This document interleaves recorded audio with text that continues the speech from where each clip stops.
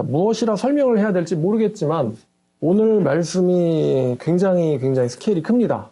그래서 이거를 설교를 어떻게 하지? 고민을 했는데 일단 해봐야지 알 것 같아요.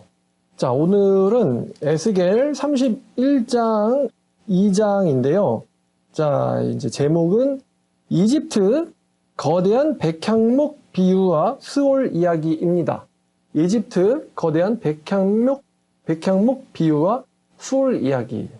자, 31, 32장입니다. 자, 지금 4개의 장이 애굽의 멸망의 할애가 되고 있다 라고 여러분들에게 말씀을 드렸던 거 기억하시죠? 자, 31장 1절 11째 해 셋째 달 초하루. 그럼 11째 해 셋째 달 초하루니까 언제냐면은 기원전 587년입니다.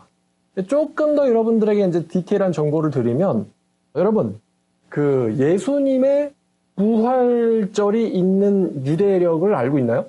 자, 힌트. 유월절이 몇 월달에 있지? 유대력 몇 월달? 1월달에 있죠. 그러면 6월절 3일 뒤가 무슨 절이죠? 부활절이지. 그러니까 1월 14일이 6월절이에요. 그럼 1월 16일이 부활절이거든? 1월 16일이 부활절이야. 근데 여러분 교회 생활 몇 년 해보면 부활절 감사 예배 그럼 보통 몇 월에 있어요? 3, 4월쯤에 나오죠? 3월 혹은 4월에 나와. 이번 달에는 4월에 있었나? 3월 말이었어요. 자, 그러면 여기서 셋째 달이라고 얘기했잖아요. 그럼 셋째 달이면 실제로 이제 이거를 현대력으로 가져오면 587년 5월이나 6월이에요. 5월이나 6월 1일. 보통 두세 달 정도 뒤입니다. 자, 587년 5월이나 6월 1일 초하루에 여호와의 말씀이 내게 임하여 이르셨다. 인자야, 너는 애국의 파라오와 그 무리에 대하여 이르기를 네 큰 위엄을 누구에게 비하랴. 애국과 그 무리들에게, 이제 큰 무리라고 하면 군대, 파라오의 대제국의 군대를 가리킵니다만 그 큰 군대의 이 위엄을 누구와 비유할까라고 하면서 이제 비유법이, 이제 비유 이야기가 나오는데, 자, 오늘 이 에스겔 31장 말씀은 다니엘서 4장과 연결됩니다. 자, 다니엘서 4장은 볼 필요는 없어요. 왜냐하면 여러분들이 다니엘을 들었다면 이미 알고 있는 내용이기 때문이죠. 다니엘서 4장에 어떤 이야기가 나오냐면은 느부갓네살이 꿈을 꾸거든요. 근데 어떤 꿈을 꾸냐면 아주 거대한 나무가 있는 꿈을 꿉니다. 아주 거대한 나무가 있어서 그 나무 아래 굉장히 많은 들짐승들이 깃들고 살고 있는 그런 꿈을 꾸는데 갑자기 하늘에서 한 천사가 나타나서 그 나무를 베어버립니다. 그루터기를만 남겨 베어버려요. 그러니까 이제 느부갓네살이 이 꿈을 꾸고는 이제 완전히 혼란한 상태에서 다니엘한테 물어봅니다. 이게 무슨 꿈인지. 자, 그 큰 나무가 누구를 상징하는 거였냐면 바로 이 느부갓네살을 상징하는 거였죠. 땅 끝에서도 볼 만큼 엄청나게 큰 나무. 요즘엔 뭐 세계수라는 단어도 있는 것 같아요. 뭐 판타지 이야기에는. 그런 큰 나무가 있었는데 그 큰 나무가 뿌리만 남기고 탁 잘려서 넘어지는 이 비유인데, 자, 그럼 다니엘서 4장 이야기를 여러분들이 알고 있다고 가정하고, 자, 그리고 또 아마도 다니엘의 그 꿈 이야기가 이 에스겔의 이야기에서 영향을 받은 걸로 생각이 돼요. 뭐 꿈을 주시는 분은 하나님이시긴 한데 시기적으로 에스겔이 뭐 좀 더 빠르기 때문에 아마 이 에스겔의 이야기와 느부갓네살의 꿈은 연관이 있을 겁니다. 자, 볼지어다 아수르 사람은 갑자기 아수르 이야기가 나오네요. 아시리아는 가지가 아름답고 그늘은 숲의 그늘 같으며, 그러니까 마치 나무의 그늘이 숲의 그늘 같대요. 얼마나 나무가 큰지 나무의 그늘이 숲의 그늘 같은데 키가 엄청 크고 꼭대기가 구름에 닿은 레바논의 백향목이었대요. 레바논의 백향목. 백향목은 삼나무 열종인데 곧고 높이 자라가지고 건축 재료로 잘 쓰이죠. 자, 백향목이었대요. 그래서 물들이 그것을 길렀고 깊은 물이 그것을 자라게 했는데, 여기서 깊은 물이라는 이 단어, 여러분 깊은 물 하면은 이거 어디서 나오냐면요, 창세기에서 나와요. 이게 하나님의 영이 깊음 위에 운행하신다라는 거에서도 같은 단어가 쓰였고요. 또 창세기 7장과 8장에 깊은 곳에 샘들이 터졌다라는 그 노아의 홍수에서 깊은 샘이라는 그 단어도 이 단어랑 똑같은 단어입니다.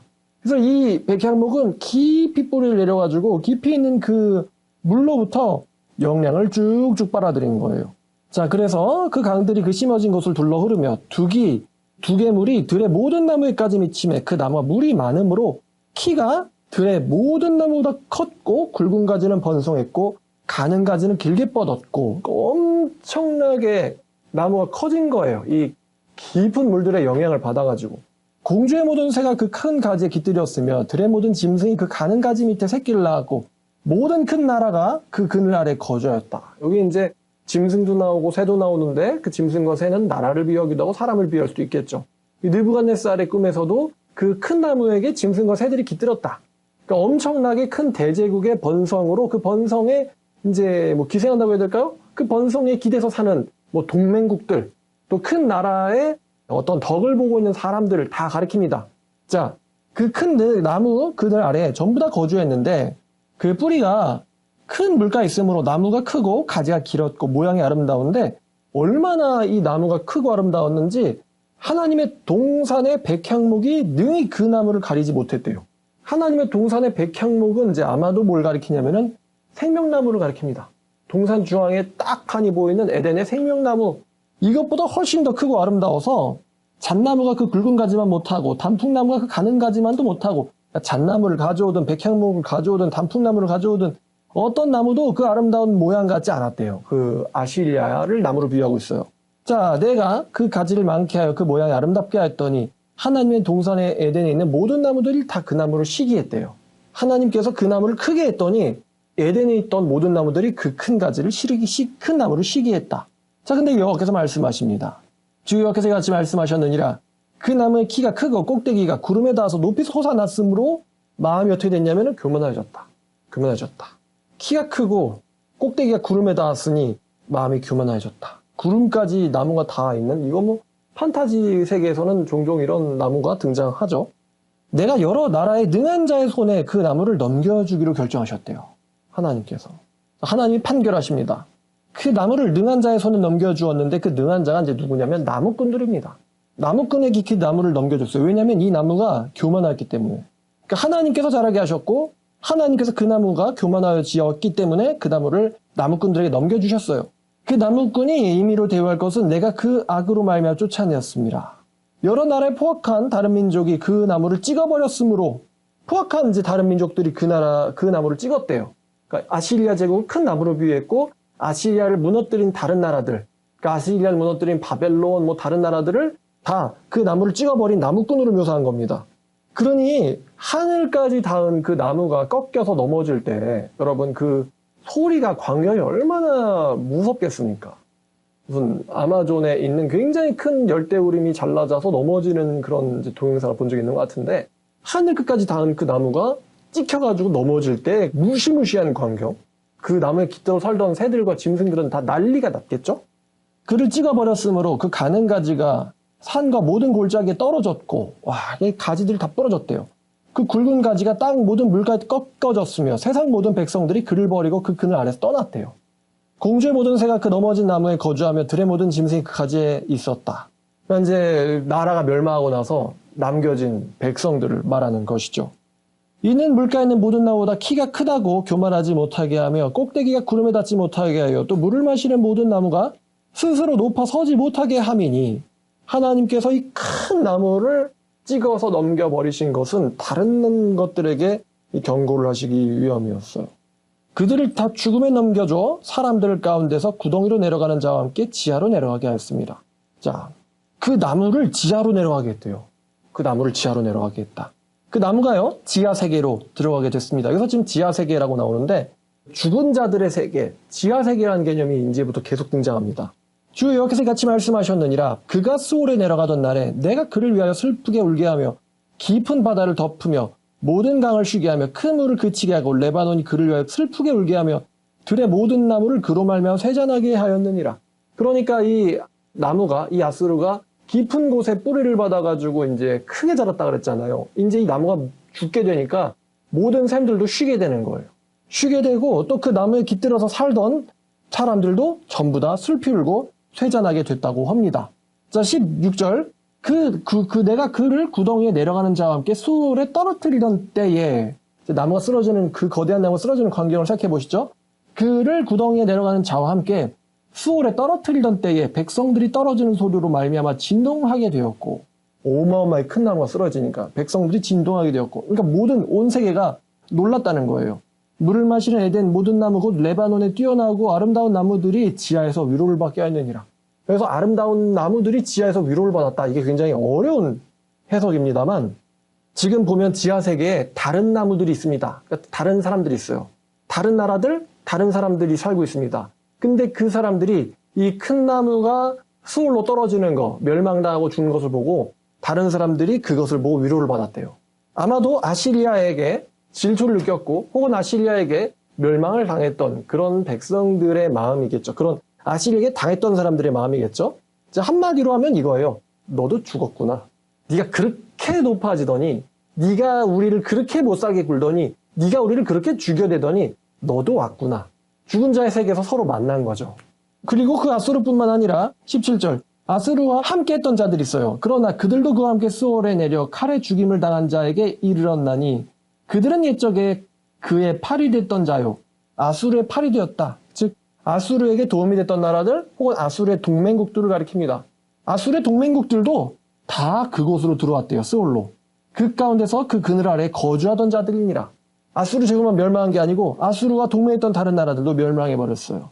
너의 영광과 위대함이 에덴의 나무들 중에 어떤 것과 같은 거 엄청나게 영광스러운 나무였는데 네가 에덴의 나무들과 같이 지하로 내려갈 것이고 네가 이스라엘도 멸망시켰잖아. 근데 그들이 멸망시킨 이스라엘 있는 곳에 너도 내려가고 지하에 내려갈 것이고 거기서 할례 받지 못하고 칼에 죽임 당한 자. 여기서 칼에 죽임 당하다라는 표현이 등장하는데 칼에 죽임 당하다라는 건 이제 다른 말로 하면 처형당한. 여러분 처형이라는 건 죽음 중에서도 굉장히 불명예스러운 죽음입니다. 칼에 죽은 자 가운데 함께 누우게 될 것이다. 그 위대했던 아수르도 불명예스러운 죽음의 자들과 함께 죽은 자들과 함께 스올에 눕게 될 것이다. 근데 이 이야기가 어떤 이야기였냐? 마지막에 이 이야기가 갑자기 확 전환이 됩니다. 이 이야기는 아수르의 이야기일 뿐만 아니라 파라오와 그의 모든 군대에 대한 이야기니라. 아수르가 굉장히 거대했던 제국이었어요. 교만했고 주변 모든 나라들을 침략하고 주변 나라들의 운명을 쥐락펴락하던 무시무시한 대제국인데 멸망하고 말았습니다. 그 아수르의 멸망을 하나님께서 한 나무, 거대한 나무가 찍혀 넘어지는 이야기에 빗대셨고 그리고 마지막에 그 이야기가 확 전환됩니다. 사실 이 이야기는 파라오와 그의 군대에 대한 이야기였다. 아수르 이야기만 주구장창 나오다가 사실은 이게 파라오의 이야기였다라고 하나님께서 말씀하세요. 이거는 그거죠. 파라오를 혹은 애굽의 군대를 의지하려고 하는 사람들이 있단 말이에요. 야, 저 바벨론을 무찌를 수 있는 바벨론의 야욕을 멈출 수 있는 나라는 이집트밖에 없어. 우리는 이집트를 의지해야 돼. 라고 생각하는 사람들이 있었을 텐데 하나님 지금 계속 몇 장째 지금 이집트 심판 이야기를 다루고 있잖아요. 하나님께서는 아수르의 멸망과 똑같은 이야기를 이집트에다 적용시키겠다라고 말씀하셨어요. 이집트를 찍혀서 넘어진다. 파라오도 그의 군대들도 수월로 떨어지게 넘어지게 될 것이다 라는 것입니다. 아수르도 그를 돕던 자도. 갑자기 저는 한 가지 성경 말씀이 떠오르는데 바로 이사야 31장 3절입니다. 자, 이사야 31장 3절. 바벨론을 피해서 이집트를 의지하려고 하는 사람들이 있다라고 했어요. 이사야 31장 3절을 보니까 이집트는 사람이요 신이 아니며 그들의 말들은 육체요 영이 아니다. 여호와께서 그의 손을 펴시면 돕는 자도 넘어지며 도움을 받는 자도 넘어져서 다 함께 멸망하리라 라는 이집트와 동맹의 나라든 어느 나라든 할 것 없이 하나님이 치시면 다 죽는다. 다 멸망한다라고 이미 선자 이사야가 예언을 했었어요. 자, 이 말씀이 딱 떠오르네요. 자, 그래서 이 에스겔, 사실 이사야 에스겔 31장이네, 둘 다. 자, 에스겔 31장의 내용은 이렇습니다. 하나님에 의한 대제국의 건설과 그 대제국을 돕던 나라들의 흥망, 부흥과 멸망을 나무 이야기로 빗댄 거예요. 이게 바로 31장입니다. 하나님께서 손대시면 아무리 거대한 대제국도 사실 하나님 키우셨지만 내가 깊은 물들에 닿게 해서 키웠다고 했어요. 근데 하나님께 손대시면은 그 대제국도 한 번에 그 대제국을 돕는 나라들도 한 번에 멸망을 당한다라는 것입니다. 자, 오늘 설교 스토리가 크다 그랬잖아요. 스케일이 크다 그랬잖아요. 저 여기까지 말씀을 읽다가 또 말씀이 하나가 떠올랐는데 그게 바로 사도행전 17장 26절입니다. 사도행전 17장 26절. 아마 제가 이 개념을 풀어서 설명하면은 길에 있는 사람들은 다 저를 미쳤다라고 할 거예요. 사도행전 17장 26절을 보니까 바울의 설교 중에 한 문장인데 하나님께서 인류 모든 족속을 한 사람을 통해서 만드셨고 온 땅에 하나님께서 그들을 살게 하셨으며 또 하나님께서 그 사람들의 연대를 정하셨고 거주의 경계를 한정하셨다. 하나님께서 그 나라들의 연대, 영어로 이제 피리오드라고 하는데 기간, 하나님께서 나라의 수명을 정하셨다. 그러니까 제국들의 흥망성쇠, 망할 때 이제 자기 수명이 다 되는 거죠. 사람이 죽는 것처럼. 하나님이 나라의 수명, 멸망, 죽음을 정하셨고, 하나님께서 그 나라의 크기, 규모, 거주의 경계를, 그 나라의 국력을 하나님께서 정하셨다라는 말을 바울이 하거든요. 이거는 지금 로마 제국 시대에서, 로마 제국도 큰 나무라고 비유할 수 있겠죠. 로마 제국 시대에서 이제 깃대고 있는 뭐 아테네라든가 무슨 나라라든가 수많은 사람들이 그 당시에도 살고 있었을 텐데, 바울이 딱 아테네 가서 하나님께서 나라들의 거주와 경계와 연대를 정하셨다라는 말을 하니까 이제 이런 얘기를 바깥에서 가서 하면은 미친놈이라고 얘기할 것 같아요, 사람들이. 또 여러분 지금 생각해 보세요. 지금 우리가 성경 에스겔 31장을 봤는데 여기서 등장했던 대제국이 아시리아와 이집트, 그리고 그 대제국들과 동맹했던 다른 나라들입니다. 아시는 분은 아시겠지만 아시리아와 이집트는 세계의 패권을 쥐었던 7 중에 하나입니다. 요한계시록에 나오는 7머리 중에 2개가 바로 아시리아와 이집트예요. 아시리아와 이집트. 거대한 대제국이죠. 우리 대한민국과는 잽도 안 되는 엄청나게 거대한 나라가 바로 이 아시리아와 이집트입니다. 근데 하나님께서는 아시리아와 이집트를 그냥 한 나무로 비유하셨고, 그 나무를 원하면 그냥 찍어서 넘어뜨리는, 그냥 쓰러지는 게 아니에요. 쓰러져서 어디로 떨어지냐? 수월에 떨어집니다. 그리고 아시리아가 죽였던 다른 사람들이, 아시리아를 질투했던 다른 사람들이 수월에서 그들과 만납니다. 너도 죽었구나. 너도 죽었구나. 자, 이게 31장 이야기예요. 그래서 이집트 백향목 비유에 해당하죠. 자, 그 다음 32장인데 32장은요 또 비유 이야기입니다. 근데 32장 1절부터 16절까지는 제가 설명은 하지 않을 겁니다. 왜냐면 이 32장 이야기는요 에스겔 29장에 있던 나일강을 거닐던 괴물, 너는 큰 악어다. 근데 제가 설명드렸어요. 이거 악어가 아니고 사실은 고대의 바다 괴물을 말하는 거다. 그래서 이제 그 나일강의 악어가, 바다 괴물이 이 강을 내가 만들었다, 내가 신이다 라 그러다가 하나님께서 그 괴물을 그냥 확 들어가지고 저기 그냥 사막 한가운데 확 던져버려가지고 그 나일강의 악어가 갈기갈기 그냥 들짐승들은 찍혀 먹혀져 없어지는 그런 이야기가 에스겔 29장에 있었거든요. 전전주 설교였죠. 그 에스겔 29장의 내용과 사실은 똑같아요. 32장 내용이. 한번 반복이 됩니다. 그래서 에스겔 32장 보면 32장 2절에 인자야 너는 애굽의 바로 왕에 대하여 슬픈 노래를 불러 이르라. 애가를 지어 만들어라. 너는 여러 나라 가운데서 사자로 생각했는데 사실은 바다 가운데 큰 악어였다. 그러니까 이제 영어로 보니까 시드래곤이라고 나와 있네요. 바다 시드래곤이라고 나와 있는데, 자, 너는 사실은 바다 악어였다. 그래서 강에서 튀어 일어나 발로 물을 휘저 강을 더럽히는 악어였다. 그래서 하나님께서 그 악어를 확 그냥 걷어 올려가지고 너를 무태다 던져버리니 공중의 새들이 너를 다 먹어서 치울 것이다. 이런 이야기들입니다. 7절과 8절을 보면은 그 악어가 멸망하는 날에 하늘은 가려져 별이 어둡게 되며 해는 구름으로 가려져 달이 빛을 내지 못하게 될 것이고 하늘의 모든 밝은 빛을 내가 네 위에서 어둡게 하여 어둠을 네 땅에 베풀리로다. 주 여호와의 말씀이니라. 종말론적인 징조, 천지가 어두워지는 일도 있다라고 말씀하셨어요. 자, 그리고 또 뭐 9절 보니까 많은 나라들이 네 패망의 소문 때문에 번뇌하게 될 것이다. 그리고 10절에 보니까 네가 죽는 그날에 다들 자기 생명을 위하여 무시로 떨리로다. 다른 나라의 왕들도 부들부들 떨게 된다. 아니, 이집트가 멸망하다니 라고 부들부들 다른 나라 왕들도 떨게 된다. 11절 바벨론의 칼이 너에게 올 것이다. 그래서 너희의 교만, 애굽의 교만을 패하게 될 것이며 모든 무리가 멸망당할 것이다. 그래서 네가 멸망당할 것이니 13절에 네가 다시는 그 물을 흐리게 하지 못할 것이고 내가 그 물을 맑게 하여 강이 기름같이 흐르게 하리로다. 여호와의 말이다. 그리고 15절, 이거 되게 무서운 예언이죠. 애굽이 황폐하게 되어 사막이 되게 만들 것이며 거기에 풍성한 곳이 없게 될 것이며 그 가운데 모든 주민을 내가 칠 것이니 내가 여호와인 줄 그들이 알리라. 우린 지금 사막화가 된 이집트밖에 모르죠. 원래 이집트는 굉장히 부유한 나라였어요. 자, 이제 16절은 우리가 좀 봐야 되는데 이는 슬피 부를 노래다. 바로 이제 우리나라 말로 말하면 이제 애곡한다 그러죠. 애곡 노래한다. 근데 곡은 노래인데 무슨 노래냐면 사람이 죽었을 때 부르는 애곡입니다. 아마 젊은 사람들은 이런 애곡을 들을 일이 없거든요. 왜냐하면 사람 죽으면 그냥 장례식 가가지고 뭐 이렇게 국화하고 뭐 이러고 그냥 끝나잖아요. 애곡 들을 일이 없어요. 근데 원래 사람 죽으면은 관 내장하려고 할 때 여자들이 소리를 높여가지고 노래를 부릅니다. 근데 노래라고 얘기하면 좀 그렇고요. 이제 아이고 아이고 하면서 막 슬퍼서 소리 지르는 거거든요. 그게 이제 애곡인데, 그래서 곡소리 난다라는 이제 형용 관용적 표현이 있죠. 곡소리 나게 해줄게, 곡소리. 자, 근데 애곡은 보통 누가 부르냐면은 곡은 여자가 주로 합니다. 사람 죽었을 때 그 애곡은 여자가 이제 부르고요. 남자들은 보통 이제 관을 메고는 이제 옮기죠. 자, 16절에 보니까 여러 나라의 여자들이 이것을 슬피 부를 것이다. 애국과 그 모든 무리를 위하여 이것을 슬피 부를 것이다. 여호와의 말씀이니라. 여기서 이제 여자가 나왔어요.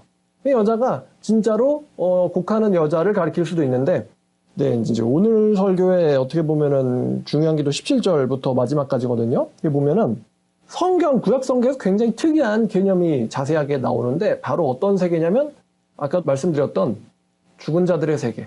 성경으로는 이제 스올이라고 하죠. 스올이라는 죽은 자의 세계에 대한 이야기가 에스겔 32장에서 자세하게 나옵니다. 자, 12해째 어느 달 15째 날에 아마도 이 에스겔이 스올에 대한 메시지를 받는 달은 기원전 585년일 거예요. 585년이면 언제냐면 이미 남유다가 멸망하고 나서 그 다음입니다.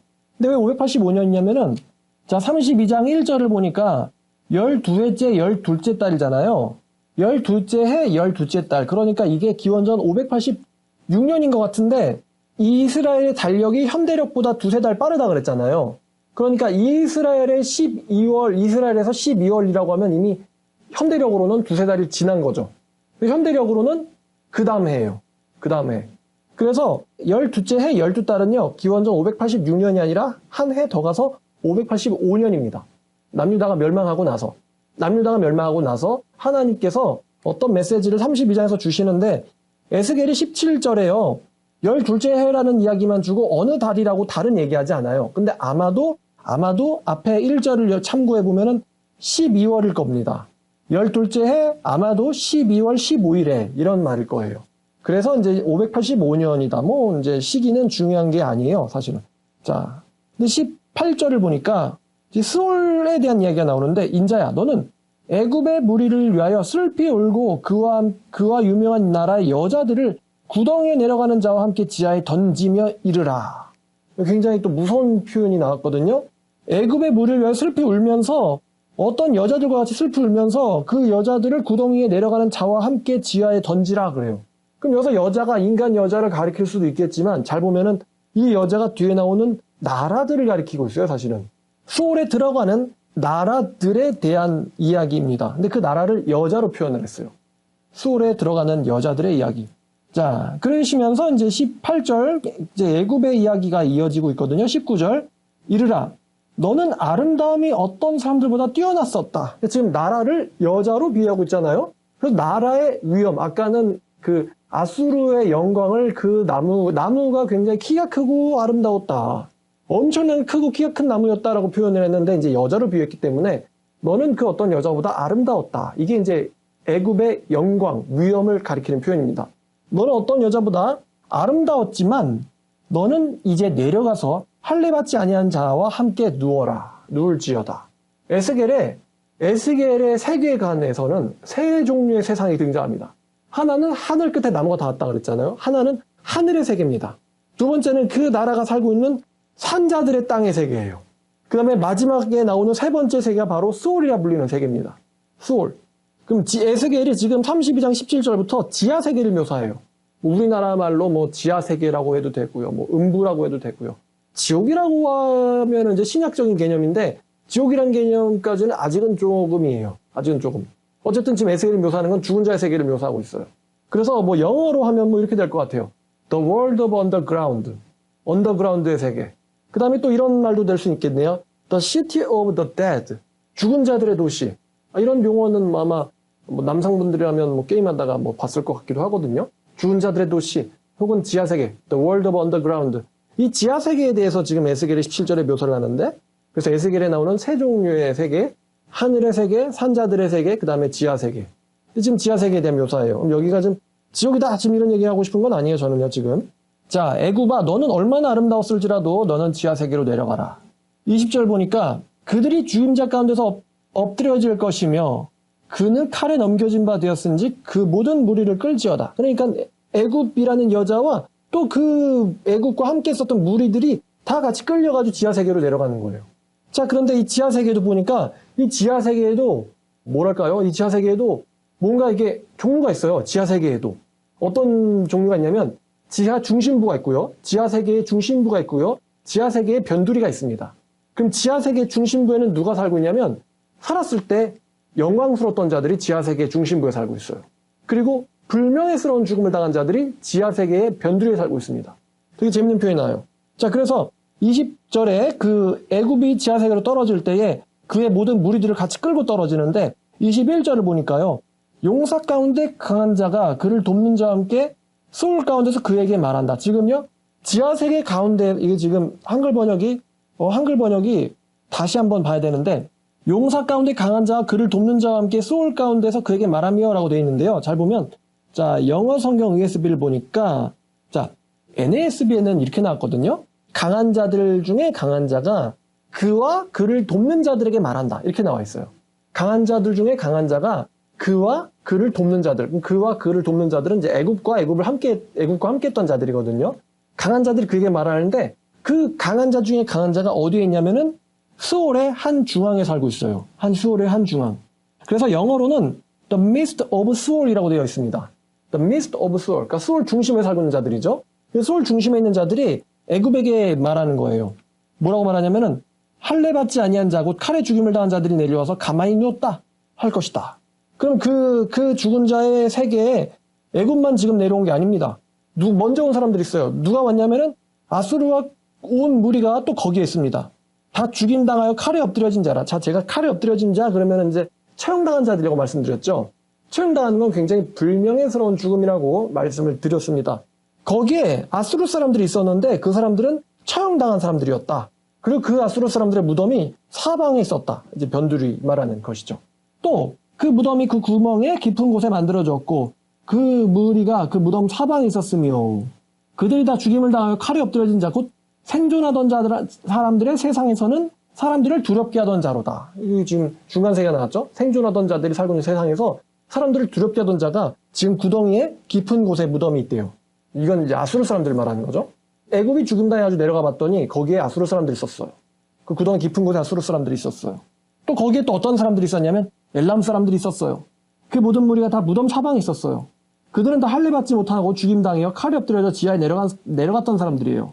그들이 생존하던 세상에서는 사람들을 두렵게 했었지만 이제는 구덩이에 내려가는 자와 함께 수치를 당하고 있대요. 그와 그 모든 무리를 위하여 죽임당한 자 가운데 침상에 놓여졌고 여러 무덤은 사방에 있었으며 그들은 할례 받지 못했고 칼에 죽임당한 자들이래요. 그들이 생존하던 사람들의 세상에서는 다른 자들을 두렵게 하던 사람들이었는데 이제는 다 구덩이에 내려간 자와 함께 수치를 당하고 죽임을 당한 자 가운데 누워있대요. 수올 세계 이야기가 지금 계속 나오고 있습니다. 자, 그리고 그 엘람 사람들의 뿐만 아니라 그곳에 또 메섹과 두발과 그 모든 무리들이 있었대요. 그 메섹과 두발의 모든 무리들의 무덤이 또 사방에 있었는데 그들은 할례 받지 못하고 칼에 죽임 당한 자들이래요. 그들이 생존하던 사람들의 세상에서는 두렵게 하던 자들인데 그들이 할례 받지 못한 자 가운데 이미 엎드려진 용사와 함께 누운 것이 마땅하지 아니하냐. 이 용사들은 다 무기를 가지고 수월에 내려가서 자기 칼을 배기로 삼았대요. 그 백골이 자기의 죄악을 졌으며 여기 이제 백골이 자기의 죄악을 졌다는 표현을 잘 보면은 그들의 죄악이 그들의 뼈 위에 올려져 있다 이런 뜻이거든요. 그들의 죄악의 페널티가 그들의 뼈 위에 올려져 있다 이런 번역이에요. 이게 원래 뜻은 그러니까 뼈 위에 그들의 죄값이 올려져 있다 이런 뜻입니다. 백골 위에 그들의 죄값이 올려져 있다. 백골이 자기 죄악을 졌으며 생존할 사람들의 세계에서는 용사의 두려움이 있던 자였다. 너는 할례 받지 못한 자와 함께 패망할 것이고 칼에 죽임 당한 자와 함께 누일 것이다. 그러니까 메섹과 두발과 그 사람들이 용맹했지만 할례 받지 못한 자와 함께 자기의 죄값을 지고는 누워있다라고 했습니다. 자, 이번엔 또 29절에 보니까 메섹과 두발 사람들뿐만 아니라 에돔 사람들이 등장합니다. 에돔과 그 왕들과 그 모든 거관이 있으며 그들이 강성했었으나 칼에 죽임 당한 자와 함께 있었고 할례 받지 못하고 구덩이에 내려간 자와 함께 누우리로다. 이번에는 죽임당한 에돔 사람들이 또 거기에 있었어요. 거기에 죽임당한 자와 함께 내려간 북쪽 모든 방백과 모든 시돈 사람들도 있었으며 이번엔 또 에돔에서 시선이 시돈 사람들의 무덤으로 옮겨집니다. 시돈 사람들도 그곳에 자리를 잡고 있었어요. 그들은 원래 강성했지만 두렵게 하였으나 이제는 부끄러움을 품고 할례를 받지 못하고 칼에 죽임당하는 자와 함께 누웠고 처형당한 자처럼 누워있고 구덩이에 내려가는 자와 함께 수치를 당하였도다. 그 다음에 다시 이제 마지막으로는 파라오에 대한 이야기로 돌아옵니다. 자, 파라오가 그들을 보고 그 모든 무리로 말미암아 위로를 받을 것이며, 자, 스올 세계로 지하 세계로 내려간 파라오가 그들을 보고는 그 모든 무리를 말미암아 위로를 받을 것이며, 보니까 지하 세계로 들어갔는데 지하 세계에 있는 사람들이 서로 대화를 하고 또 보고 인지하고 위로를 받는데요. 재밌죠? 표현이. 자, 파라오가 그 죽은 자들의 무덤을 보고는 나만 온 게 아니라 나보다 먼저 온 사람들이 있네 이런 거예요. 그 모든 무리로 말미암아, 이 모든 무리가 이제 수월에 자리 잡고 있는 사람들이죠. 지하 세계에 자리 잡고 있는 사람들로 말미암아 위로를 받을 것이며 칼에 죽임을 당한 파라오와 그 모든 군대가 그렇게 될 것이다. 파라오가 처형당하게 된다라는 이야기죠. 파라오의 군대도 처형당하게 된다. 그런 것입니다. 주 여호와의 말씀이니라. 그러니까 세상을 호령하던 많은 나라들이 있었는데 그 나라들의 용맹했던 용사들도 또 왕들도 다 처형당해가지고 수월 변두리 구석탱이의 깊은 곳에 자기 자리, 자기 집을 잡고 있는 거예요. 서로 너도 왔구나, 너도 왔군요. 먼저 오셨습니까?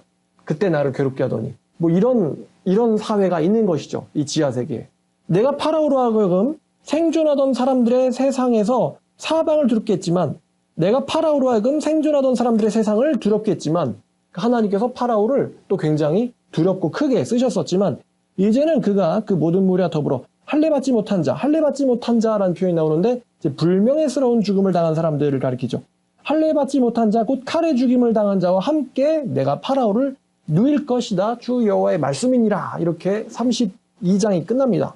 자, 지금 에스겔은 구약 성경에서 굉장히 드물게 스월의 세계를 묘사하고 있습니다. 이 스월의 세계는 불명예스러운 죽음을 당한 자들이 자리를 잡고 살고 있는 지하 세계예요. 중심부에는 강한 자들, 그나마 영예롭게 죽은 자들이 있고 변두리에는 불명예스럽게 죽은 자들이 있는데 그 죽은 자들의 나라, 그 죽은 자들의 국적이 다양합니다. 이집트 사람, 에돔 사람, 아람 사람, 그다음에 엘람 사람들, 그다음에 시돈 사람들, 아시리아 사람들, 별별 사람들이 먼저 와가지고 너도 불명예스러운 곳에 왔구나 이러면서 서로 이제 그들의 죽음에 대해서 아이러니하지만 위로를 받고 있대요. 너도 지옥에 왔구나 이런 것이죠. 자, 에스겔은요 이 스월이 최종적인 상태라는 말을 하지 않습니다. 이들은 이 불명예스러운 상태에서 무언가를 기다리고 있어요. 이 스월은 불명예스러운 상태에서 무언가를 기다리고 있는 장소입니다. 더 무서운 뭔가가 스월의 세계 뒤에 나오죠. 근데 에스겔은 그 스월의 세계 그 뒤에 무엇이 나오는지 거기에 대해서 자세한 묘사를 하지 않고 있습니다. 다만 에스겔이 우리에게 이 스월의 세계를 이야기해주면서 말하고 싶은 메시지가 있어요. 그게 뭐냐면은 여호와 하나님이 스월의 열쇠를 쥐고 있는 분이라는 것입니다.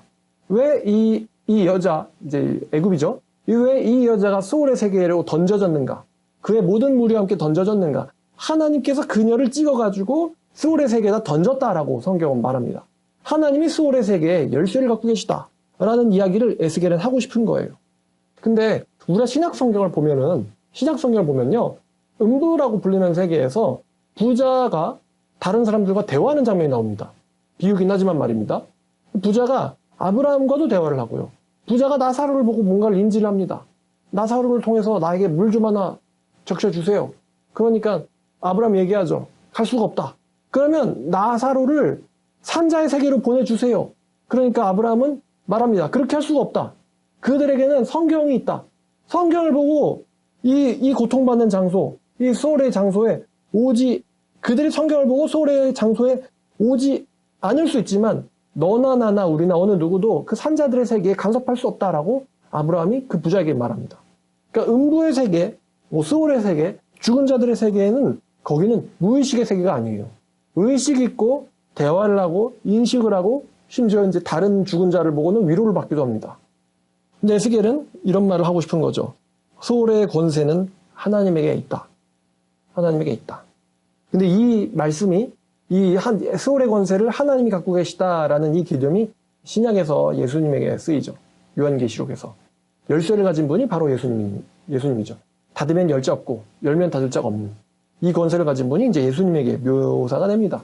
소울의 권세는 예수님에게 있다. 이제 그러니까 신약 성경 요한계시록에 나오는 그 권세, 죽음의 권세에 대한 이야기가 사실 에스겔에서도 나와 있다는 거예요. 그럼 하나님은 어디까지 권세를 갖고 계시느냐? 하나님은 인간들의 생명과 소울에 대한 권세를 갖고 계신 분이 바로 하나님이라는 생각을 하게 되네요. 하나님이라는. 지금 우리가 지금 어떤 엄청난 세계를 다뤘어요. 우린 지금 모르지만 애굽이라고 하는 무지무지의 큰 세계를 지금 다뤘습니다. 그리고 그 애굽 이전의 세계를 호령했던 아시리아라는 세계를 다뤘어요. 근데 이 거대한 세계들이 다 솔로 가면은요, 한쪽에 자리 잡고 살고 있는 주민들이에요. 파라오 사람들, 아시리아 사람들 다 주민들이에요. 다 하나님의 최후 심판을 기다리고 있는 소울 세계 주민들입니다. 전 이거 마지막으로 이제 하면서 이런 생각이 들었거든요. 설교 말미에 일론 머스크가 뭐 이런 한국 사람들이 만들어낸 말 같은데 화성에 갈 거니까 라는 표현이 있잖아요. 화성에 갈 거니까. 근데 전 이런 생각이 들었어요. 너무 좋아하지 마라. 다 소울에 갈 거니까. 거기서 이제 서로 위로를 받는 거예요. 너도 왔구나, 너도 왔구나 이러면서. 자, 재밌지 않습니까? 소울에도 중심부에 중앙도시에 살고 있는 사람들이 있고 소울 도시의 변두리에 살고 있는 사람들이 있고 그들이 다 불명예스러운 상태, 할례받지 못한 자의 죽음, 칼에 죽임당한 죽음, 그런 불명예 상태에 있다가 무언가를 기다리고 있다는 거. 자, 이렇게 에스겔 32장 소울 이야기로 애굽의 심판 이야기를 끝내십니다.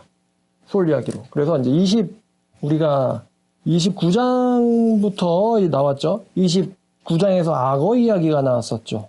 그 다음에 30장에서 애굽을 내가 황폐하게 만들 것이다 라는 말씀이 나왔었고요. 31장 레바논의 백향목 비유. 백향목 비유였는데 아시리아 이야기 같았지만 알고 봤더니 파라오의 이야기였다. 백향목 비유가 나왔고 32장에 악어 이야기가 다시 한번 나옵니다. 악어 이야기가 다시 나오는데 악어 이야기 끄트머리에 이제 어떤 세계 이야기가 나오냐면 소울이라고 하는 세계의 이야기가 나옵니다. 그 소울에 어떤 사람들이 먼저 갔는지 이야기가 나와요.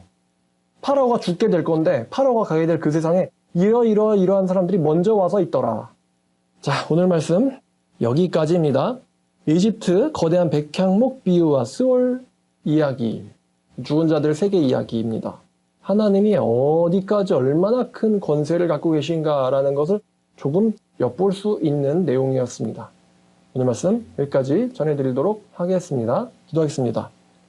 하나님 아버지 감사합니다. 오늘 애굽이라고 하는 거대한 나라가 멸망을 당하게 될 예언 이야기와 또 그 나라가 멸망당하고 나서 들어가게 될 지하세계에 대한 이야기까지 우리가 보았습니다.